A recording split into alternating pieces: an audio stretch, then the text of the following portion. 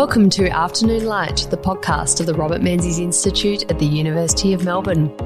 I'm Georgina Downer and I'm the host of Afternoon Light. Each week I speak to leading thinkers from around the world about Robert Menzies, his life, his era and his enduring legacy. Hello, and on today's episode of Afternoon Light, I am talking to Dr. Stephen Wilks, who is a research fellow and editor of the Australian Dictionary of Biography and the Dictionary of the House of Representatives project. Wonderful to have you here, Stephen, in the Robert Menzies Institute at the University of Melbourne. Well, thank you very much, Georgina. I'm very, very grateful for this opportunity. Yeah, well, I'm very grateful. You're fresh off the plane from Canberra into shivering cold Melbourne. We flirted with spring a few weeks ago and then we've descended back into winter. Oh, it's okay. I'm an ex-Melbourneian and I'm okay with cool weather. All right, and you live in Canberra too, so you should be used to it. But anyway, today we're going to speak about Earle Page, and you did a doctorate on Earle Page and a book. So you certainly are very, very well placed to talk all about Earle Page. And it's fascinating that he is such an important Australian political figure, and his contribution to Australian political history and the architecture and things that we take for granted these days is enormous. But I don't think people know very much about him. No, he's tended to drop out of history. There are certain reasons for that, I believe. One is that he tends to be underrated as an ideas man. His ideas were legion and they drove him, and I can elaborate on those shortly. But there tend to be assumptions that he was really the worst of the country party and that he was just out there for a quid for rural Australia. Now, setting aside whether or not that's really a fair assessment of a country party, he was a lot more than that. But no, people tend to say, the country party, yes, that's just out for a buck for rural Australia. He also tends to be tarred by two very, very nasty incidents in his career. One was his notorious attack of April 1939 on Robert Menzies in the Parliament. Page was caretaker Prime Minister. Menzies had just been chosen as the head of the United Australia Party and therefore was about to become Prime Minister. Page would pass the baton to him, that was the understanding. Page absolutely loathed Menzies and vice versa for reasons I can elaborate on. And his attack in the Parliament, essentially saying, somewhat bowdlerising what he said, Menzies was a coward. He did not go for the First World War, not fit to be Prime Minister. There are other drivers there. The other incident which tars Earle Page's reputation is the 7th Division incident.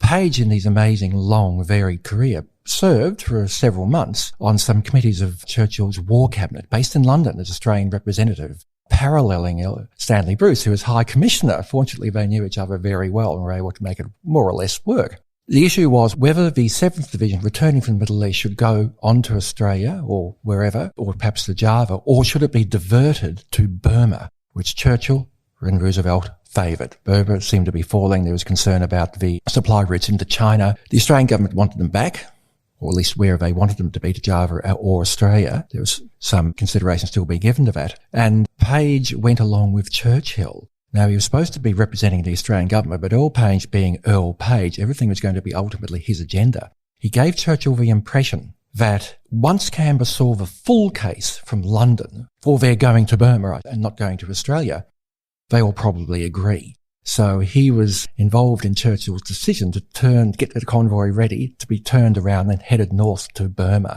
That did not go down well in Canberra. He was horribly rebuked by Curtin and Evatt. Page himself described it as the worst experience of his life. And that's not been forgotten. No, that is a very interesting anecdote. And of course, the criticism of Menzies not serving in the First World War, it's a famous incident in Parliament, and it's something that haunts Page, obviously, and destroys really his leadership aspirations into the future, doesn't it? But it's something that haunts Menzies too, which is interesting. Yes, it is. I noticed there was some evidence a year or two back that he was banned for some time from the Melbourne Club because of not having gone to the First World War. Documentary evidence was found by another historian. Clearly it haunted him, and I noticed also in Troy Bramston's recent biography of Menzies, apparently told one of his friends the reason why I was so devoted to public duty was that I felt I should atone of not going to the war. Page himself did have a war record. He had been a surgeon for 1 year, 1916-1917, Egypt, England, and at a casualty clearing station in France. He came back early from the war, back to his hometown of Grafton in northeastern New South Wales, That wasn't that unusual, as a lot of the doctors were rotated in and out. If you could find someone to take your position off overseas, you're usually allowed back. And he certainly pushed his pal Neville House, who's commanding the Australian Medical Forces. Can I go back now? So, okay, he served for a year. That's not too bad. And there wasn't too much criticism when he got back of having only been a year. It was, as I said, not uncommon for doctors to move in and out of military service during the war. That said, his relationship with Menzies was, as we all know, awful. A number of reasons for that. They were very different people. Rural, provincial, city-based doctor, not really a farmer at the time, more of a small town surgeon, totally different legal background, city background, mixed city regional background for Menzies. Menzies had some baggage, I suspect, from the 1920s when he was in Victorian politics in the early 30s. The relationship between the urban-based Conservatives and the Country Party was extremely poor in Victoria. In many respects, the Country Party was closer to Labor for many years.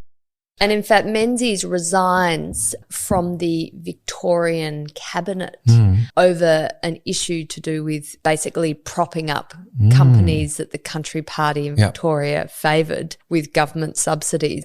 His concerns about vested interests, general rural vested interests, goes back to quite early in Menzies' political And he did career. have a history of resigning on principle over certain big policy issues. Now, that also links into the notorious Page speech. As we know, he resigned over national insurance issue from Joe Lyons' cabinet. Means he said, I'd made a commitment to my electors. Right, I'm out. If you're not going to do it, I can't, in good grace, consciousness, stay in this cabinet. Page was particularly enraged that he felt that Menzies had stressed Joe Lyons and contributed to his death by heart attack. He was a doctor, and he said straight out to many people, Menzies did this. He killed my friend, effectively, for all practical purposes. He was quite open about that. And Joe Lyons' wife, Enid Lyons, also believed this, I understand, and blamed Menzies for Joe Lyons' death. And they also irritated each other at a very fundamental personal level. They actually had travelled together overseas to Europe and Britain, so they had plenty of time to get to know, to dislike each other. Evidently, Menzies was amused by, according to Alan Martin, his foremost biographer, amused by Page's mannerisms, which were very distinct. He had a rapid, forceful way of speaking, tended to giggle a bit. He spoke perfectly fluently, but nonetheless, he was very forceful. Every conversation was conducted on his terms, including with people like Menzies, which is not a bold thing to do.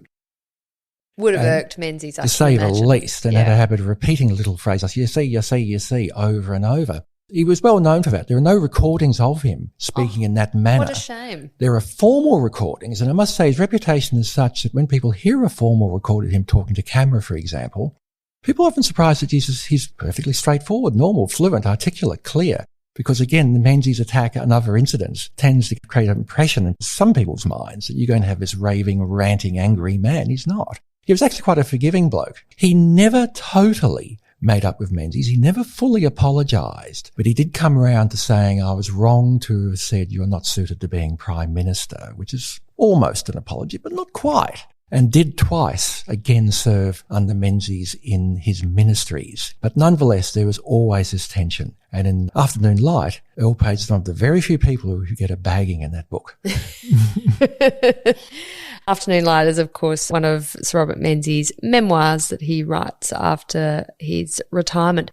Stephen, wondered if we could start at the beginning of Earle Page's life, just to give our listeners a sense of his background, where he came from. So you talked about Grafton. So he comes from northeast New South Wales, and he's very much a rural person, isn't he? Sort of a small town person. Doesn't like the Sydney octopus, is absolutely, that right? Absolutely. More of a small town person than from a farming background. He later did have major property. It's still in Page family hands outside Grafton, along the banks of the Clarence River. One of 11 children, not unusual in those days, born in 1880, as I said. But the family was a really interesting one. They're a fabulous family, I must say, the Pages.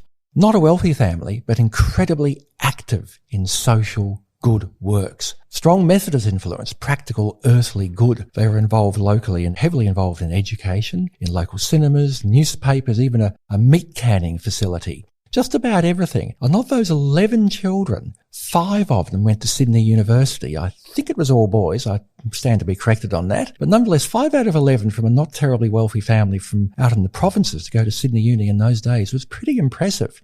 Page himself studied earnestly as a young kid. He identified the only way I can get to Sydney Uni is on a scholarship. He planned all this out very well, got the scholarship, entered Sydney Uni at the age of 15. It's amazing, isn't it? And still topped his class in medicine a few years later. Yeah. Absolutely incredible. The other thing, though, is that he had this absolute and utter devotion to Grafton and the Clarence Valley. He always felt this is a model community. We were so happy there. We looked after each other. Despite floods or whatever, we were always watching after everyone else. Wonderful place. It's a model for the country, but big cities. And he was exposed to Sydney as a young medical student, often in local hospitals. Imagine some of the things you would have seen in some of the inner Sydney hospitals of that time. Quite different from Grafton, no doubt. And he said as much. They brought out the worst in people. Interesting, yeah. So he starts off his career as a doctor and becomes quite a notable surgeon, doesn't he? He was a very, very good surgeon. He had all kinds of offers to stay in Sydney, where he could easily have had a career path as a classical Macquarie Street specialist, I'm sure. I think he was an abdominal surgeon, but he could turn his hand to just about anything to have a crack at it. There are apparently quite well-established accounts of him as a parliamentarian in the 1920s on one or two occasions undertaking emergency operations in the old Parliament building in Canberra and so on, and fellow members. Oh, my goodness. Oh, yes, there's several. Multi-talented. Several instances. But he chose to go back to Grafton, which does speak very, very well of him. He was aware of rural poverty and the contrast to the big cities. And as a young surgeon, he was exposed to two things, not just on one hand, as I've said, rural poverty and the relative lack of services compared to the big cities, but he also was fascinated by technology. Now, this was a time when the medical profession was changing. All kinds of things were becoming possible, which weren't possible a decade earlier. X-rays, for example, were coming in. And he was deeply impressed by electricity. When there was a great worldwide fascination of the power and potential of electricity at the time. United States, Canada, New Zealand, Europe, everywhere, Japan and so on. He thought this was the key to so much of improving living standards. And there was a particular fascination with hydroelectricity, which seemed like magic, pouring water to create electricity, sort of. And he thought, the Clarence River, what can we do with this? I think we can use it for hydroelectricity. He set up his own little private hospital, Clarence House. It's still there in South Grafton, on the south side of the Clarence River from the main part of Grafton. Private facility, and installed all kinds of X-ray machines, set up his own little ambulance service and so on, but wrote many times. Often he would be tearing off into the countryside, trying to get to someone before they died, and often was too late. He never forgot that. Yeah. He didn't romanticize about rural life. But this interest in hydroelectricity becomes it's a long-standing passion, and he's driving this throughout his career, isn't he? And he eventually does get his dam in the Clarence River, doesn't he? And sort of. He had one real success on the hydroelectricity, or one major one. That was damming the Nimboida River. Nimboida, that's part of right. the wider Clarence network, yeah. And so on. In the early 1920s, he worked through local government to get that set up. Still there, I understand. Still going, I believe. But he wanted to dam the Clarence at a place called the Gorge, well inland from its outlet. He was going to do that, but he wanted also to establish, we're getting now really into his broad vision for Australia. This guy had this extraordinary synthesis of ideas for the Australian nation. They're basically a plan for the nation, an entire alternative to well-established concepts of deaconite settlement, for example, or Hancock's idea, Keith Hancock's, the historian's idea, of seeing Australians tending to see the state as a major social utility, providing goodies, services, whatever. He wanted to, first of all, decentralise the population, get people out of these wicked big cities into small towns. He thought up to about 100,000 was great, and he loved Canberra because he interpreted it as an exercise in decentralisation. They would pull together, have happy, productive communities. They would know how to harness their own resources. People would work together and so on. Segueing with that was hydroelectricity, because it's sort of regional in basis. It's based around the river system and so on usually. And the Clarence, of course, was this wonderful example, literally flowing past his front yard when he moved in Grafton. He felt also he wanted to completely restructure the Australian Federation to get rid of his states. He didn't like state governments at all. You'd have on the one hand a strong national government setting broad policies in education, infrastructure, whatever, transport and so on, but then an array across the country of regional entities, much smaller than states. So sort of local governments. Sort of like large local governments.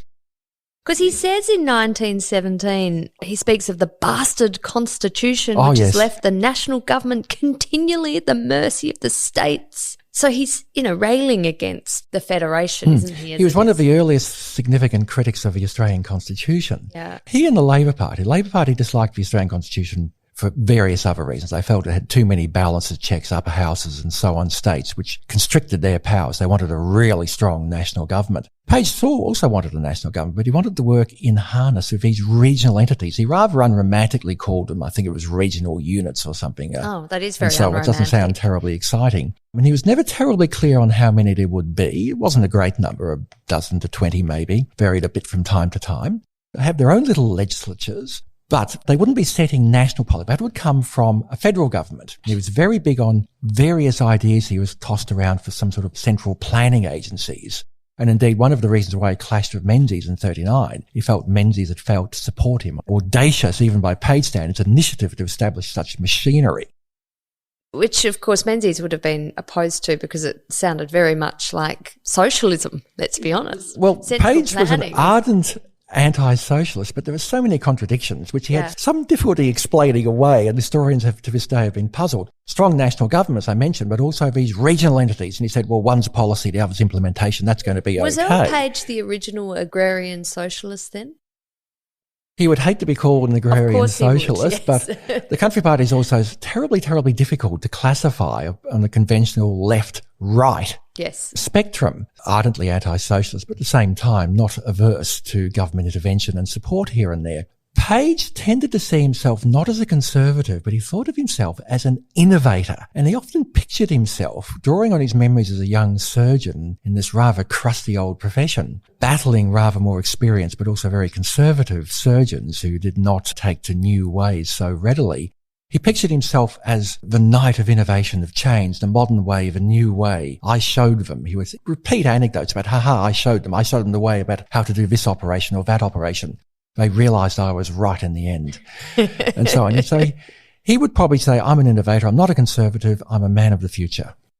Yeah. Oh, fascinating. Connected to these regional units and there being a central planning commission run by the federal government. He loves his hometown of Grafton and doesn't like evil Sin City, Sydney. And he sees sort of Sydney as an octopus and its influences moving up towards his precious regional paradise of Grafton. He tries to push this new state movement, doesn't he? Where sort of regional New South Wales would be a separate state from Sydney. New state, where do I start?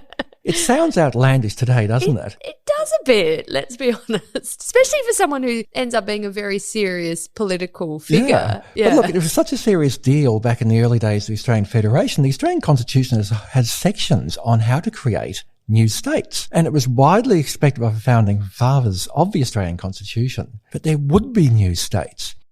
Now, Page latched on to this with an absolute vengeance. Grafton on the Clarence Valley on the one hand and the Armidale, Tamworth, New England area were both absolute bastions of new state thinking.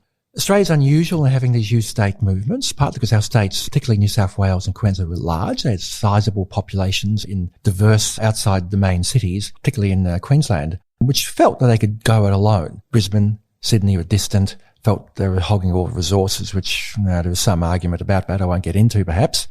So the size and diversity of these two states in particular spawned these movements, particularly strong in northern New South Wales. New England and the Clarence Valley felt we're different, we're better, we can do it ourselves without resources being sucked away from Sydney. Page's family, his father and grandfather, had been active in new state movements, so it was a family tradition, and the new state movement gave him an enormous boost as a young man into politics. He had a ready-made cause which people understood and recognised, and a network of contacts stretching right into the regional media. A lot of the new state agitators were newspaper editors in Tamworth, Inverell, Armidale and Grafton. And Page himself was a small-time newspaper proprietor in Grafton. But there was a huge difference. The vast majority of these new state movements were just focused on one area, their own particular backyard, understandably enough. Page saw creating a new state in North New South Wales as a step towards this grander vision of dividing up the whole nation. And that's where he was very different from the rest of them. One of his problems was, and all these great issues he was tackling with,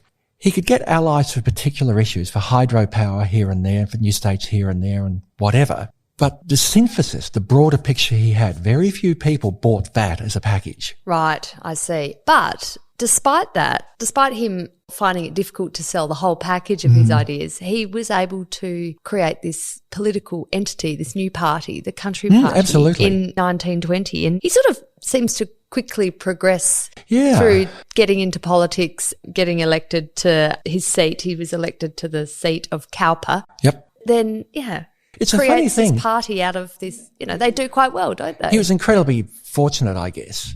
I mean, look, he's one of the great, and I mean this nicely, one of the great eccentrics of Australian politics. And the vast majority of these somewhat borderline figures, often very worthy, important people, Barry Jones, John Hyde, for example, very constructive people, they usually don't land and stay at the centre of power. Page was briefly Prime Minister. He was a treasurer for years. Yes, he was Deputy PM for years. Incredible. And this is definitely a Trivial Pursuit question. Yep. He's our 11th Prime Minister. He was Prime Minister for just 20 days from the 7th of April 1939, which would have been just after Joe Lyons died, until Menzies takes over as leader of the United Australia Party on the 26th of April 1939. So for 20 very short days, not even 3 weeks, he was Prime Minister. Another good such question is, who are the three longest serving Australian federal parliamentarians? Page weighs in at number 3. Is that right? Number 1 is pretty well known as Billy Hughes. Number 2 does surprise a number of people. That was Philip Ruddock. Oh, I was going to say he should be up there. He was father of the house for a very long time. But I mean, this is fast forwarding to the end of Page's life, but there's a curious story when Page finally loses his seat, Yes. isn't there?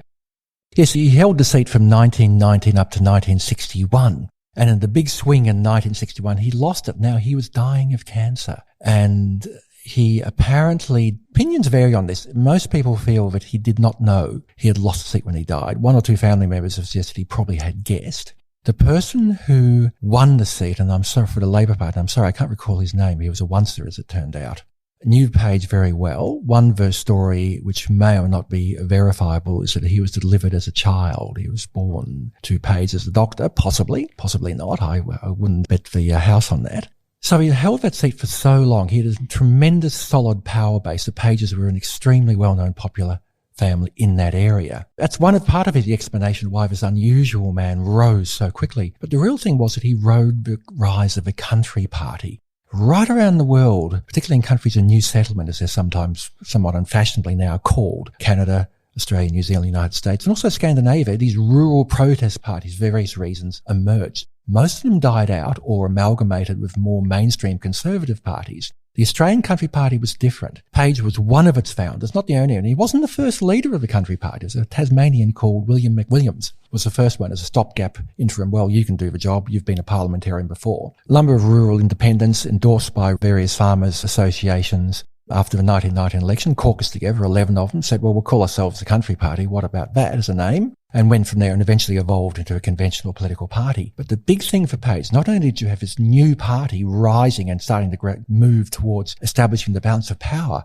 but they were very open. They didn't really know what their views or opinions were. And they were so flexible and so accommodating, so broad. A guy with a pretty distinctive, I must say, individual set of ideas was able to survive and function in that early on and become its second and first long-term leader. In a more established Labor Party or Nationalist Party he had at the time, he really would have been told, Earle, just read the platform, sit down and shut up. And he became leader from 21 to 39. Well, I guess the fact that it was a new party and they weren't really certain about what they stood for was to his benefit. Absolutely. Yeah. But that said, over time he drifted away from the mainstream. One of the ironies of the Country Party, it was so successful in the 20s, 30s, later on, in getting resources and getting recognition in the political system for rural and regional Australia, it tended to conventionalise itself and became part of the mainstream itself. When they first came into Australian political history in the early 1920s, the Country Party thought they weren't really politicians. We're different, we're better, we're great, we're non-political. So familiar, Stephen. And this idea is still floating Yes. around, I think, in the Nationals. I've heard 1 or 2 National Party figures say, you'll never be Prime Minister in this outfit, but we don't care. We're above that. That meant, as Country Party became more mainstream, more established and conventional, there was less and less room for Page's more way out there ideas. He became a bit of an outsider, even as leader Jack McEwen said when he came into politics, federal politics, I think it was 34, Page already then was very distant from the rest of the country party and was not popular. And he still survived for several more years. In those days, knocking off leaders was a pretty difficult and rare thing. Yeah, that's absolutely fascinating. I wondered, Stephen, if we could talk about the founding of the coalition Oh, yes. in 1923, because this is also a very key part of Page's story. Absolutely. I mean, the coalition, the alliance between the Country Party as it then was and the Nationalists as a precursor to the Liberal Party is 99 years old, isn't it? I mean, it's ebbed and flowed, obviously. It's a wonder. It's an astonishing thing. History. Absolutely. Yeah. Look, in Earle Page's personal papers, most of which are in the National Library in Canberra, sitting there innocently in one of the boxes is the handwritten first coalition agreement in Stanley Bruce's rather spindly, hard-to-read handwriting, reproduced in A History of the Party by one of the party's historians, a guy called Ulrich Ellis, great admirer of Page. It really should be in a museum somewhere. It sets out the negotiations. Essentially what happened, you had the rise of these rural parties. At the 1922 election, the Country Party finally seized the balance of power. Didn't like Billy Hughes. He was a former Socialist Labor Party fellow who switched sides over the conscription issue. They felt they disliked him personally, felt he was blowing a lot of money on all kinds of socialistic projects, as they would have put it. Got rid of him, brought in the stately patrician, Stanley Bruce, as his replacement. Page and Stanley Bruce get on very well. They get on pretty well. Yeah. Long story there. Just to go back a step, though, there was a huge debate in the early Country Party, which went on for years, particularly at state level. Should we stay outside former politics or form a coalition? An early coalition actually popped up in Western Australia. There were some state country parties floating around early on in, I think, 1917. So Page wasn't the absolute pioneer of a coalition between rural and urban conservatives, but he fought hard, railroaded the rest of his federal party and said, we're going to go for this coalition. I'll tell you all about it later. In almost as many words. He apologised afterwards for the fact that circumstances were such that I really couldn't consult her as fully as I would have liked with you. Went and saw Bruce here in Melbourne, his flat in South Yarra, and they just nutted it out pretty readily. Once Billy Hughes had said, all right, I'll go, it was easy for Bruce and Page to get that handwritten agreement out of four mentioned handwritten document in the Page papers in the National Library. Now, that said, they're a really odd couple. The patrician, urban, very polite, very formal Stanley Bruce, very calm sort of fellow by all accounts, and the rather energetic, almost erratic Earle Page with his rural background. They complemented each other. That's one good thing.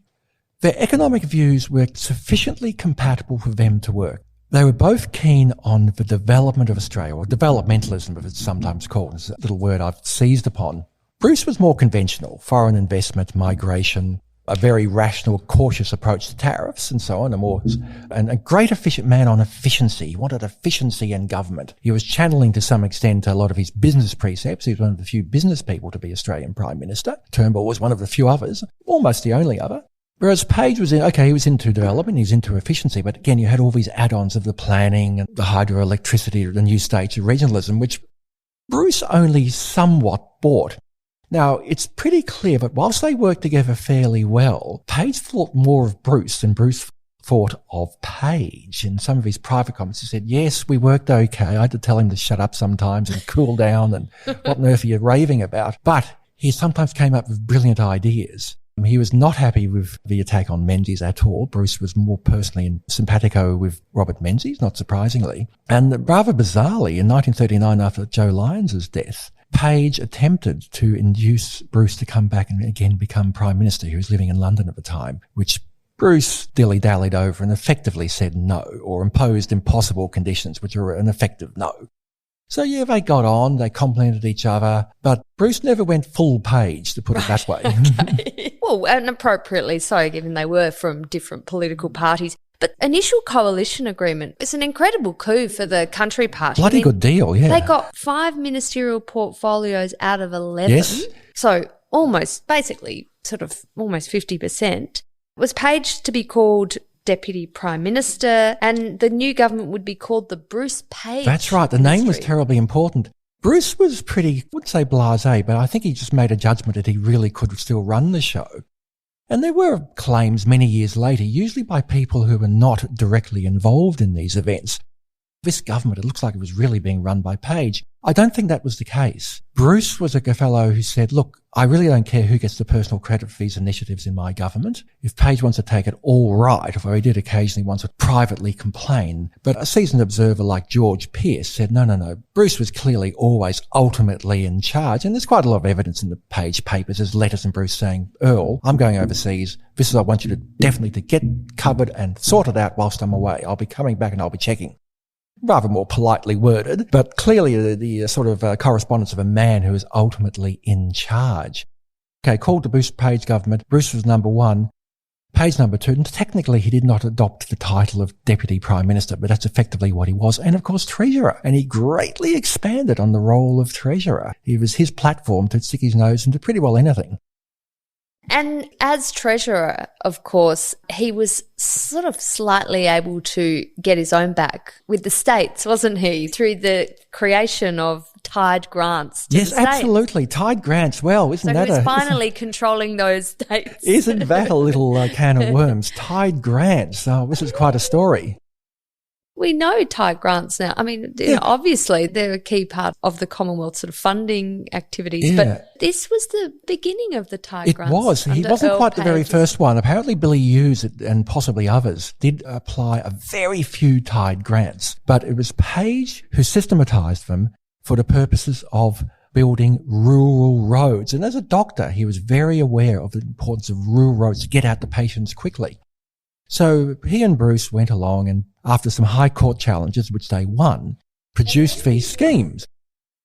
And Menzies apparently appeared as counsel That's for right. Victoria. That's in right. One He of the was part of the Victorian legal team saying, no way, guys. Yeah, to the use of Section 96 of the Constitution. And it wasn't really the intention of Section 96. What it appears that when they referred to the Commonwealth being able to provide financial assistance to states on whatever terms it sees fit, it's not quite the exact wording, but close enough, they probably were referring to repayment conditions and so on. But it was interpreted by the High Court very literally to be, well, in usage you can specify as well. And of course we still have them now.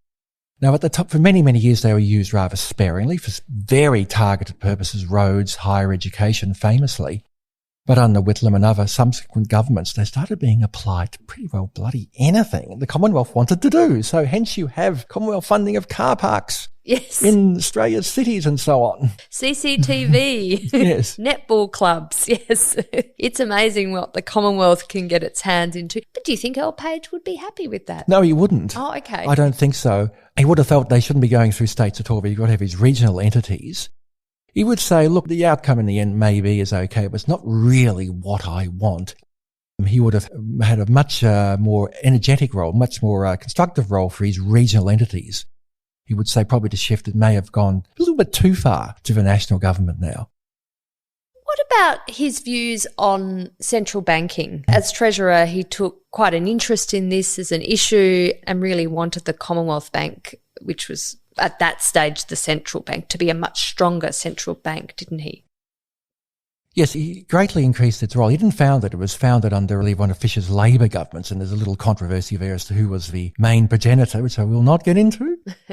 But he was very much in favour of functioning as a central bank. He greatly strengthened its powers, but he was never able to get the full gamut of powers, various deposits and so on, which the commercial banks are required to keep a true central bank. So it was only actually under many years later, under Chifley and Menzies, you got full central bank emerging. But as a treasurer, though, apart from that, he was generally pretty straightforward, just simply get the budget done, get it done. Keynesian ideas are well and truly in the future. It was more that he used his position as treasurer, and therefore in those days, of course, Treasury ran the budget, whereas nowadays that's all for the Finance Ministry, to really have a bit of a say in just about anything.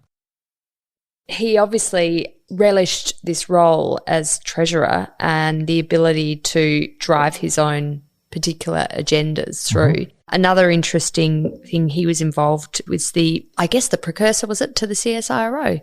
That's right. He was a man of science. Yes. Scientific and industrial research. Yes. He was one of the progenitors of that. He had quite a significant role in the CSIR, as it then was, which itself was an expansion of something Billy Hughes had set up some years earlier and then eventually morphed into the CSIRO.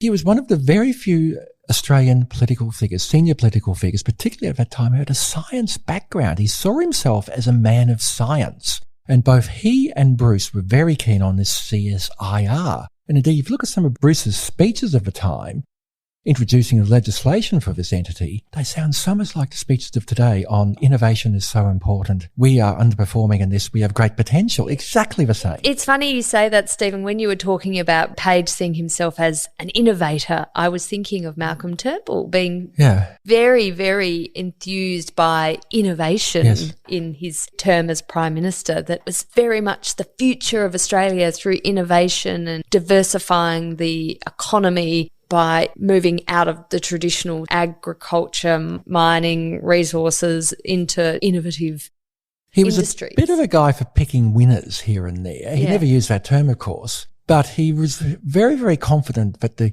federal government, or his national government, it wouldn't have been quite a true federal government in some respects, was capable of initiating actions which would result in a so-called reproductive process of growth and so on. He tended to believe in legislative palliatives. And that's really one of his great weaknesses. Oh, just set up your hydroelectricity station here, and that will be so profitable, the private sector will invest in it, ho-ho, and it'll lead to other ones, and they'll start growing across the nation despite obvious problems of Australian geography, particularly on the mainland. He also, the Country Party was extremely hostile to tariff protection and manufacturing as one of their great causes. Page shared that, but he was okay with a limited range of scientifically assessed tariffs. It was a term that's sometimes used by him and Bruce, which would nurture infant industries based on Australian resources where we're likely to be efficient. So he was a little bit inclined to innovation, therefore picking winners thing, which is, I must say, I think one of the great failures of Australian history. He had an interesting set of views on tariffs, didn't he, Stephen? So he was initially quite opposed to them because they were being put on manufactured items coming into Australia that farmers needed. And of course, that drove up the prices of these pieces of farm equipment for the regional communities. But he came around to tariffs, didn't he? And then saw them and marketing schemes and the like, and saw these actually as very useful tools for developing Australia's agricultural industry. Yes, he tended to come around to them, but in a qualified Pagean manner. So as I was saying, he was okay with tariffs provided they were carefully thought out and applied to certain industries. And that created quite a bit of tension with a lot of his Country Party colleagues. It was one of the great crusades of the early Country Parties. No tariffs, no tariffs. They're exploiting the farmers. Their agricultural machinery is costly because we're just trying to protect hopeless little industries in the big cities. But he and Bruce were okay with it. They were always looking at planning agencies, and Bruce shared some of his interest in rather light form of indicative planning, which would nurture selected industries. Page felt he'd do it in a particular way. He was not absolutely hot to trot on the so-called orderly marketing programs, a wide array of complex programs in the 20s and later to support rural production and so on. They took all kinds of different forms, and they were not particularly pure and unique to the Country Party either. He was okay with them, but he didn't really see them as central to his world view. He interpreted some of these schemes as being a good way of balancing out the economy by improving rural demand for urban products and creating some sort of economic perpetual motion machine. He gave a couple of speeches along those lines. But both he and Bruce tried to put these sorts of programs on a non-political level. They established an outfit called a Development and Migration Commission, an extraordinary body in the 1920s, headed by mostly business figures, a guy called Herbert Jepp in particular from the refining industry, quite a big figure.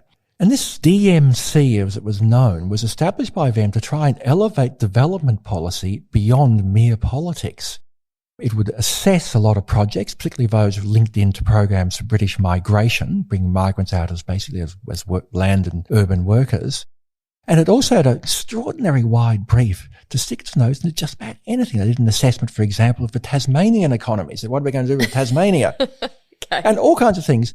It was abolished by Scullins government, which was anti-migration. It said, what's the point of having this commission? We're not having migration in these economic circumstances of the early 30s. Bruce wrote privately to Page later, my greatest regret after losing the prime ministership is the abolition of what he called my Development and Migration Commission. They were absolutely mortified. And in the end, in the late 30s, harking back to his attempt to revive planning, it was the DMC, which was Page's guiding spirit, when in 1939 he tried to establish a more powerful machinery and was one of his gripes of Robert Menzies. Ah, right. And this was when he was Commerce Minister, was it? That's right. He was Commerce Joe Minister and Lyons, briefly yes. Health Minister under Yes. Joe Lyons. Yeah. This gets really interesting, I got to say. When I first started researching him, by incredible good luck, the first folder I popped open from his papers was the story of the National Council, his planning entity. Basically, as Lyons began to physically fail, and as he started to lose heart and wanted to get out of politics, but he was still stuck with being PM, Page became more and more assertive. Now, he absolutely adored Joe Lyons as a person, hence his anger when he developed the idea that Menzies stressing Page had contributed to his death. But Page basically seized the controls of the federal government, and he was always on the lookout for a cause which could justify one of his particular pet projects. He thought, war is looming. We need a big body which will gear up the Australian civil economy for a war effort. But he actually wrote privately to Bruce and said, threat of war gives me a basis of putting these ideas of mine on a basis the public will empathise with. So there was a little bit of underhand going on there. And he basically railroaded poor old Joe Lyons, who was sick back at his home in Tasmania, and said, I'm calling a Premier's Conference, or adding on to an established Premier Conference, a secondary meeting of all the Premiers, and I'm going to establish this planning entity. Most of the Premiers, when they got to the chamber of the House of Reps, where it was held in the first meeting in November 38, with Menzies very reluctantly helping to preside over affairs there, just basically said, what? What are you talking about? Page wanted to set up a national council, as he called it, mostly headed by business leaders. He was actually very sympathetic over a lot of senior business figures. He tended to seek their support and approval, which is not always reciprocated. They would be running this thing. He was very fuzzy as to how it was going to work, some vague ideas about targeted tariffs, infrastructure, freight subsidies and whatever. Most of the premiers just sat there slack-mouthed and just said, oh, God. One exception, though, Bertram Stevens from New South Wales, a really unusual man. Yes. The successor from another party to Jack Lang. He was the guy appointed caretaker premier when Lang was sacked and later became premier in a more substantive manner. He was quite interested, and he was actually criticised by many of his colleagues in the old UAP for being too close to country party interests, one reason why he lost the premiership eventually. He said, yeah, great idea, hot stuff. He himself was interested in planning and hydroelectricity and toured hydroelectricity projects in Europe.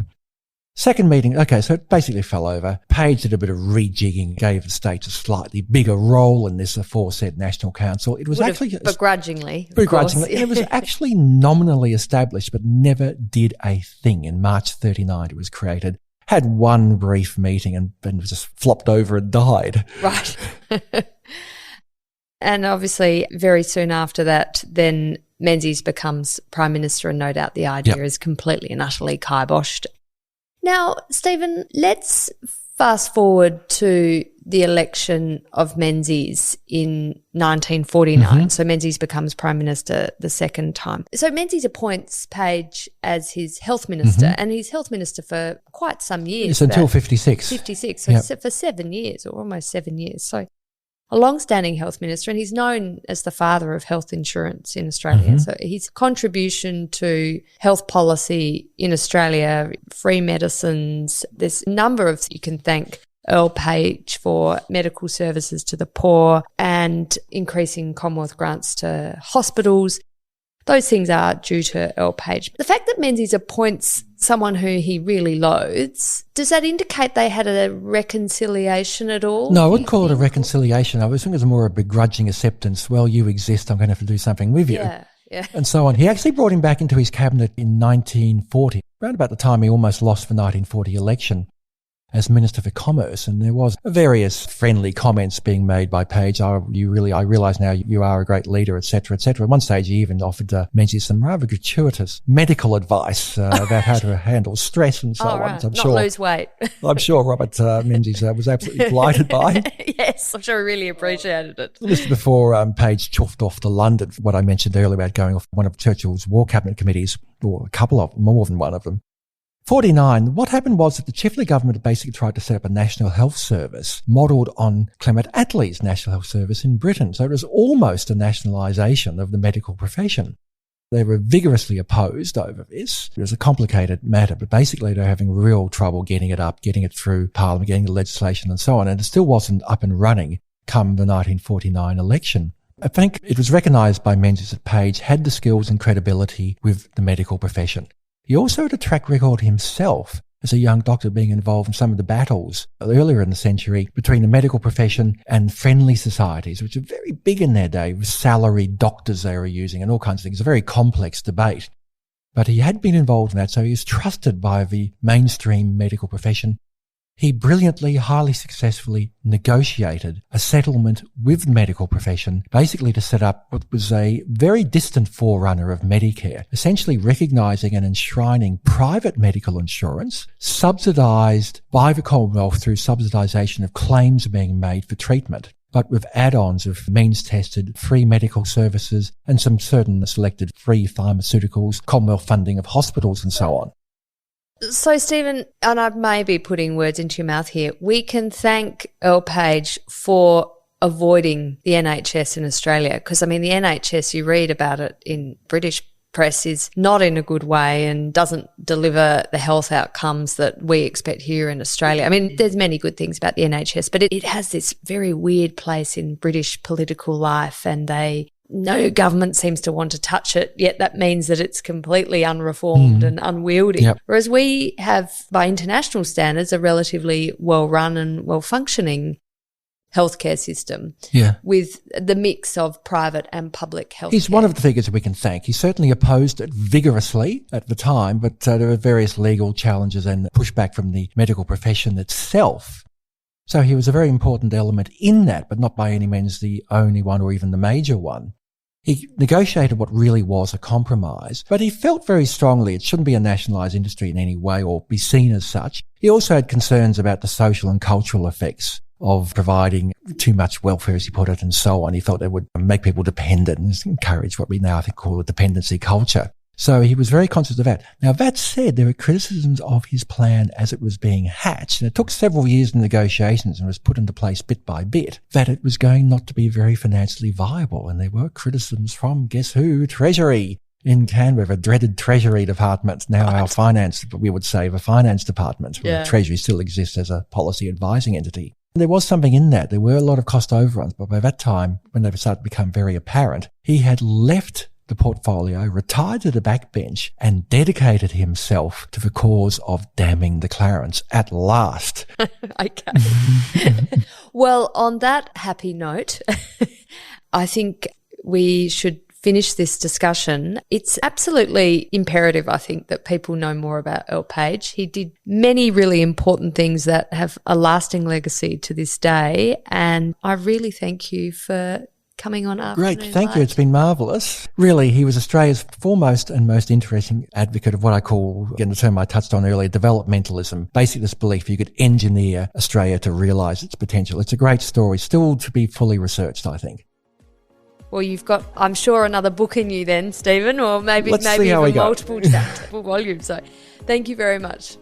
Right, thank you. The Afternoon Light podcast is brought to you by the Robert Menzies Institute at the University of Melbourne. You can find more about the Institute and our podcast at robertmenziesinstitute.org.au. We're also on Twitter, on Facebook and LinkedIn. We look forward to you joining our show next week. Thank you.